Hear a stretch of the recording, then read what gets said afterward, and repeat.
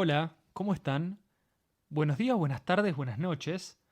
Dependiendo desde donde nos estén escuchando, como siempre digo, bienvenidos a un nuevo episodio de El Ginebrino. En esta nueva entrega, ya la cuarta de este proyecto, vamos a estar conversando con Diana Castillo, segundo secretario de la Misión Permanente de Colombia, acá en Ginebra. Diana es la responsable de los temas de desarme y con ella vamos a estar conversando para que nos explique de qué hablamos cuando hablamos de desarme, quiénes son los actores más relevantes en este contexto y cuáles son los desafíos más acuciantes para la seguridad internacional. Además, le vamos a preguntar sobre la relación entre Colombia y el desarme, dada la larga historia del país en relación a los conflictos armados, entre otras cosas. ¿Por qué el desarme para este nuevo episodio? Se preguntan. Bueno, la elección de este tema surge básicamente de intereses personales. Estudiando relaciones internacionales y terminando la carrera, el campo de la seguridad internacional y el terrorismo empezó a gustarme bastante. Es así que mi tesis de grado se centró en analizar la respuesta de la administración Obama contra el grupo ISIS, que seguramente lo recuerdan. Y a eso se le sumó que en el año 2015 cursé la maestría en Defensa Nacional de la Escuela de Defensa, hoy ya transformada en Universidad de la Defensa Nacional. Más cercano en el tiempo, cuando llegué a Ginebra, una de las primeras reuniones que me tocó cubrir en representación de Argentina fue el desarme y la no proliferación de armas nucleares. Para ser honesto, quedé atónito por el nivel de discusiones que escuchaba. Desarme es uno de los temas donde uno presencia la negociación pura y dura. Estados Unidos, Rusia, China, Francia, escuchar a los delegados defender la posición de sus países en materia de defensa nacional y desarme me pareció imprescindible para entender un poco más las relaciones de poder. El desarme involucra la industria militar, la geopolítica, la soberanía territorial, fuerzas armadas, perspectiva de género y protección de víctimas, solo por nombrar algunas. Así que quédate ahí, que esto y mucho más vamos a conversar con Diana. Desde Ginebra, Suiza, mi nombre es Bruno Ané y esto es el Ginebrino.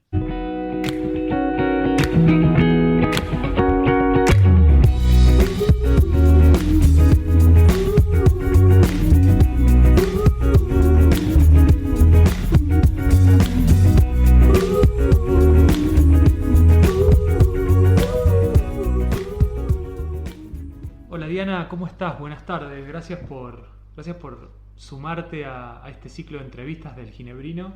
Es un placer poder charlar con vos y en primer lugar quería agradecerte por tu tiempo. Muchas gracias a ti por la invitación. Me gustaría, Diana, si te interesa y si querés, que nos cuentes un poquito la cuestión del desarme, el desarme y la no proliferación, el marco multilateral del desarme, qué es, qué busca, cuáles son sus actores. El desarme, el marco multilateral que nos integra, empezó a evolucionar luego de las guerras. Evidentemente, con el uso de ciertas armas se evidenció que no se podían seguir utilizando este tipo de armas, que estaban en contra de los principios básicos del derecho internacional. Entonces empezamos a trabajar estos temas de desarme con tres objetivos principales: el desarme, la no proliferación y el control de armamentos. El desarme es ese objetivo de prohibir o reducir algunos tipos específicos de armas. La visión de un desarme total es algo supremamente utópico, pero es el ideal que nos mueve a seguir trabajando por algún día alcanzar. Y en ese sentido, ¿pensás que en los últimos años se ha logrado algún tipo de avance con respecto a la regulación, si querés, de alguna manera, de las armas nucleares? Es un proceso muy complejo. El marco es el Tratado de No Proliferación. Ese tratado es de la década de los 70. Se reunieron los estados que en ese momento eran poseedores de armas nucleares, estados que no eran poseedores, y dijeron: tenemos que controlar la proliferación de armas nucleares. Antes, ¿qué es la no proliferación? Es que los estados no tengan más armas o no les desarrollen las que tienen para hacer más daño. Entonces, eso es otro de los propósitos del trabajo que hacemos acá en el nivel multilateral. Ajá. Entonces, ¿qué buscaba el Tratado de No Proliferación Nuclear? Unir a estados poseedores y no poseedores en tres principios básicos: el desarme, que es que los estados que tienen armas nucleares reduzcan sus arsenales; La no proliferación es que los estados que no tienen armas nucleares no las desarrollen, Ujú. y que la energía nuclear se utilice para usos pacíficos. Ajá. Esos son los 3 pilares que permitieron unirse a los estados. Es un marco muy complejo porque evidentemente son pues, la seguridad nacional de los estados. No es fácil cuando eres un estado nuclear decir que vas a entregar todas tus armas nucleares o que las vas a desmantelar. Entonces, ¿para qué ha servido el tratado? Para reducir los arsenales. Los 5 estados poseedores mantienen un nivel de arsenales, pero no es el mismo que tenían durante la Guerra Fría. También se han buscado generar en este marco medidas de fomento a la confianza. Cuando tú sabes qué tienen los otros países, no los calificas, pero tienes que saber que si hay otro estado nuclear, cuáles capacidades tiene, qué está desarrollando, eso va a generar confianza y puede que eventualmente en algún caso de tensión tú sepas que no necesariamente está desarrollando armas para atacarte, sino que está desarrollándolas con otro propósito. Ujú. Entonces ese es un marco que funciona, pero que tiene grandes problemas, porque no se ha logrado la eliminación total de las armas nucleares. Vos recién mencionabas los 5 estados poseedores y cuáles son puntualmente los intereses en juego. Recién mencionabas la seguridad nacional, pero quería tratar de expandir un poco más ese comentario. Obviamente los 5 poseedores: Estados Unidos, Reino Unido, China, Rusia y Francia. Ujú. Ellos tienen una posición que dicen generalmente que van a dejar sus arsenales, pues van a eliminar sus armas en el momento en el que haya una condición de paz y seguridad que les permita defender sus intereses de otras formas, lo cual es muy complicado. Y obviamente hay un balance de poder. Claramente los mayores poseedores son Estados Unidos y Rusia, que tienen unos arsenales mucho más grandes, y se hace complejo ante las tensiones actuales buscar un cambio de ese balance. Los otros actores son los estados no poseedores. Entonces los estados no poseedores han desarrollado otro tipo de herramientas. Por ejemplo, crearon las zonas libres de armas nucleares. Entonces, ¿qué hicieron? Nos reunimos en regiones. Por ejemplo, América Latina hizo un tratado de Tlatelolco y dijo: América Latina va a ser una zona libre de armas nucleares. Punto. Que los estados poseedores se comprometen con estas zonas libres de armas nucleares a decirles: nosotros nunca los vamos a atacar primero. Los estados poseedores tienen diferentes compromisos con ellos, pero la idea es darles garantías, son garantías negativas de seguridad, que los estados poseedores les garantizan a todos los estados parte de estas zonas que no los van a atacar con armas nucleares. Okay. Evidentemente los estados no poseedores quieren mayores garantías siempre, y eso es una de las cosas que se negocian acá en la conferencia de desarme, uno de los puntos de la agenda, pero son muy difíciles, porque si tú tienes las armas nucleares y te comprometes a no usarlas primero, es una carga que te impide actuar en caso de que consideres necesario hacerlo. En el caso de que se vea amenazada tu seguridad nacional, tu soberanía, tu integridad territorial. Exactamente. Entonces, no todas las zonas tienen, la zona de América Latina es la que tiene más garantías negativas de seguridad. ¿América Latina fue un pionero en ese sentido, Sí. como región? Sí. Sí, fue la primera y es muy activa. Tienen una organización, la OPANAL, trabajan regionalmente y pues básicamente todos los estados tenemos la misma posición frente a las armas nucleares y por eso podemos actuar en bloque en estos temas. Y en base a este contexto actual, ¿cuál dirías que son las 2 o 3 limitaciones importantes para seguir avanzando en esta agenda de desarme? Estamos en un contexto en el que ha aumentado el gasto militar, las tensiones de la Guerra Fría regresan y siempre está las armas nucleares como esa gran interrogante de en qué momento se pueden utilizar, porque están disponibles. El secretario general de Naciones Unidas sacó en el 2018 un documento que se llama Agenda para el Desarme, asegurando nuestro futuro común. El contexto en el que sale es el contexto de seguridad. Busca incluir los nuevos actores. Tenemos al sector privado, que también nos ayuda muchísimo, por ejemplo, en el control de algunas sustancias que pueden tener un uso dual. Pueden ser utilizadas, no sé, para la industria odontológica, pero también pueden ser utilizadas para hacer artefactos explosivos improvisados. Un Estado no puede bloquear las importaciones o exportaciones de ese tipo de sustancias, pero el sector privado sí puede ayudarnos a ver hay una persona que está comprando mucho esa sustancia. ¿Por qué? ¿Para qué? ¿Cómo la va a utilizar?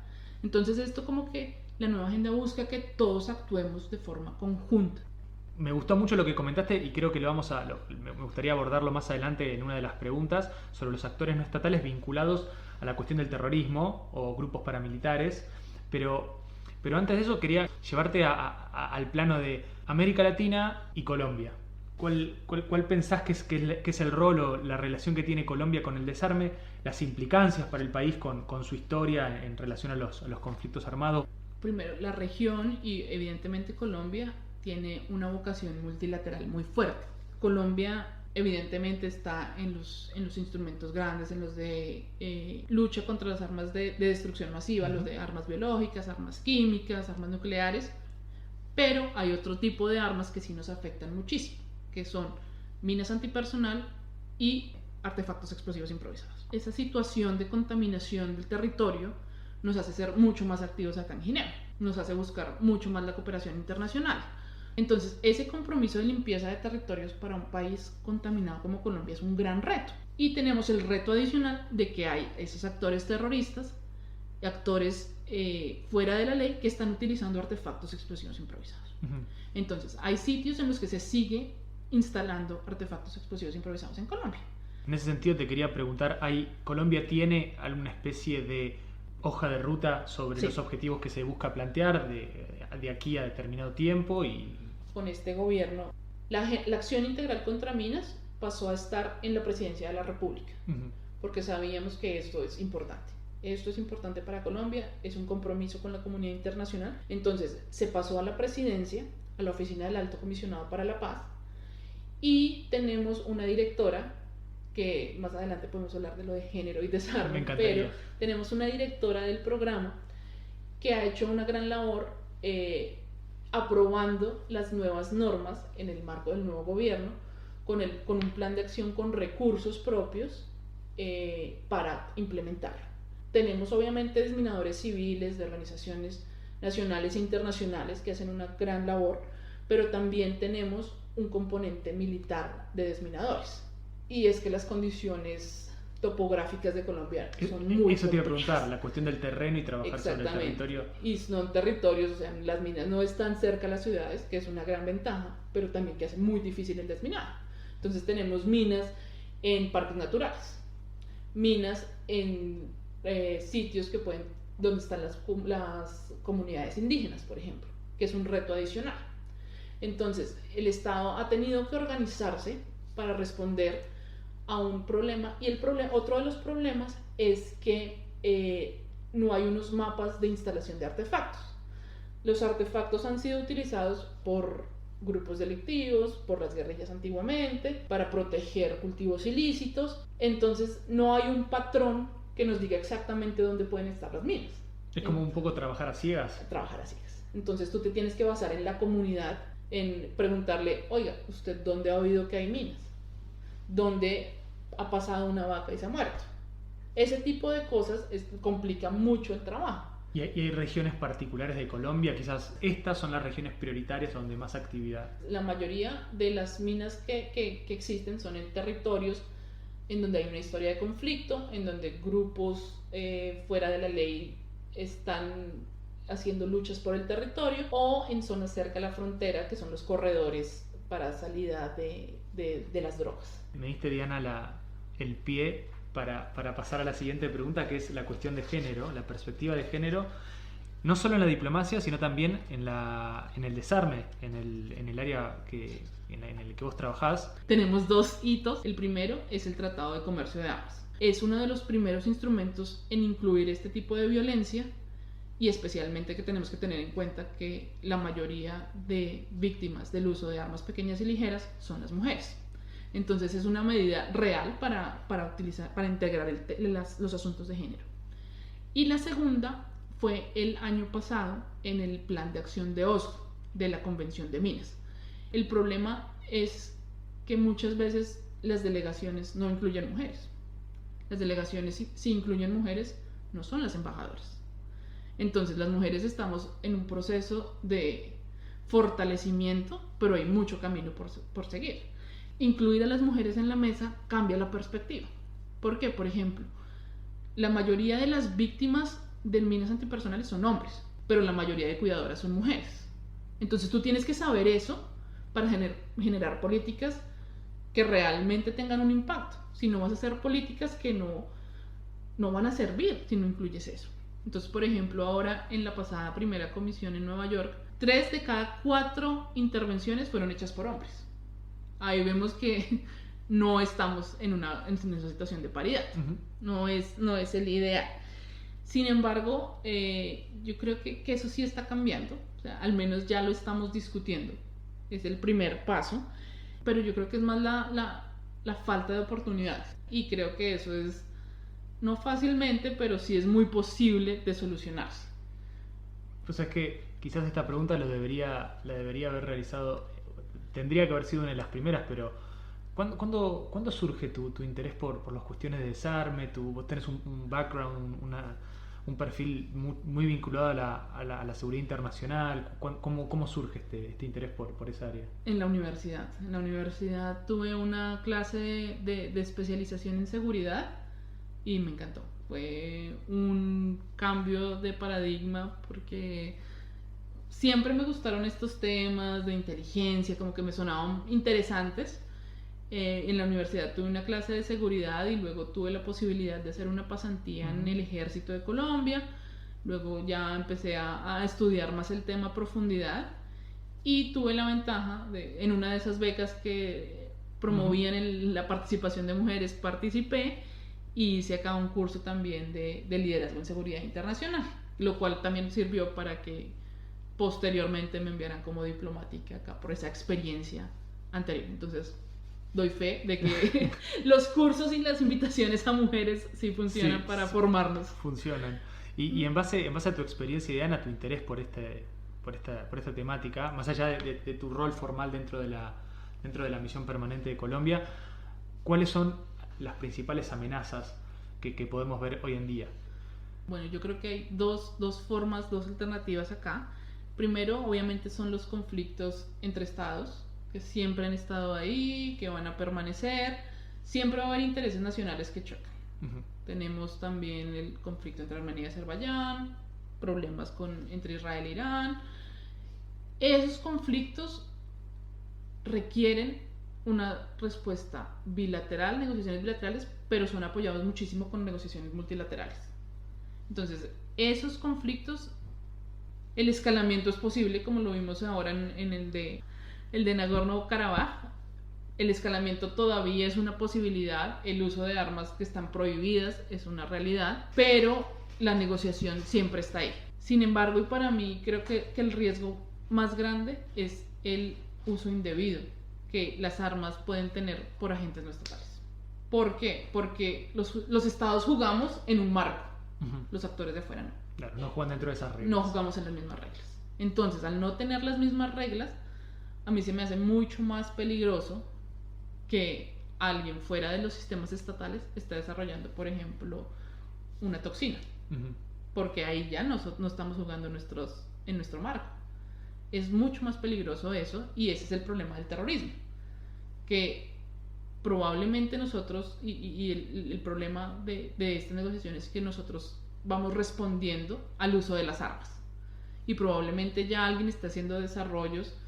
Hay otro tipo de armas novedosas, la tecnología avanza muchísimo, por ejemplo, las simulaciones, la genética, todo esto, nuevamente lo que hablábamos de los desarrollos tecnológicos. Sí, menciona las armas autónomas. Tanto puede usarse para el bien como para el mal. Uh-huh. En teoría las armas autónomas no se han desarrollado, pero pensar que puede existir un arma que de forma autónoma se active, busque un blanco, dependiendo de ciertas características que el programador le ha dado, y se active y mate a alguien sin que ningún humano le haya dicho algo, es algo de ciencia ficción. Sí, y aquí se mezclan muchos temas, cuestiones de salud, donde se pueden desarrollar agentes químicos o toxinas para utilizarse contra las armas, la cuestión de la inteligencia artificial, el machine learning y otra serie de áreas que se entrelazan y se entremezclan, que pueden generar, como decís vos, una amenaza para la seguridad internacional. Y cuando jugamos entre estados, sabemos lo que estamos haciendo. Y tenemos otras medidas de fomento de la confianza, tenemos diálogos bilaterales, pero cuando es un actor afuera, ¿quién lo controla? Nadie lo está controlando. Entonces yo creo que para mí la mayor amenaza viene de afuera de los estados en este momento. Diana, muchas gracias por tu tiempo. Creo que aprendí un montón. Hablamos sobre las cuestiones de la perspectiva de género, hablamos sobre los principales desafíos de seguridad internacional, hablaste sobre tu rol en la misión y sobre los principales desafíos del marco multilateral de desarme y no proliferación. La última pregunta tiene que ver con algo que empezamos a hacer en la primera entrevista. Tiene que ver con preguntarle al entrevistado algún libro que estés leyendo, puede ser sobre política internacional que recomiendes, o algo que dentro de la literatura te esté atrapando, algo que te guste, que digas, estoy con esto. Sí, ahora estoy leyendo Hell and Other Destinations, es una memoria de Madeleine Albright. Y es muy interesante porque son capítulos cortos y cuenta como cosas que vivió dejando de ser secretaria de Estado, cómo es volver a la normalidad, pero también hace referencia a momentos específicos de la Secretaría de Estado y también de su rol de profesora. Y es muy interesante porque el título surge porque Madeleine Albright siempre dice que hay un lugar en el infierno destinado a las mujeres que no ayudan a otras mujeres. Entonces de ahí sale el título y ella hace muchas referencias sobre la importancia de apoyar, que las mujeres apoyen a las mujeres, especialmente en temas de seguridad, en temas de desarme y en general en la diplomacia. Bueno, Diana, nuevamente muchas gracias por tu tiempo. Como te decía, aprendí mucho escuchándote. Se nota que sos una apasionada por el tema y que tenés un nivel de conocimiento amplísimo, así que estoy seguro que del otro lado van a apreciar todas estas respuestas y ida y vuelta que tuvimos. Así que muchas gracias, Diana, por tu tiempo. No, a ti muchísimas gracias por la invitación y cuando quieras hacer uno más específico lo hacemos.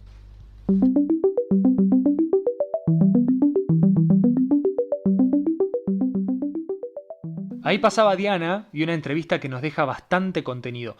Quiero hacer una pausa para destacar solo algunos de los conceptos que mencionó. Por un lado, la amplia gama de temas que incluye la agenda de desarme y la complejidad para avanzar.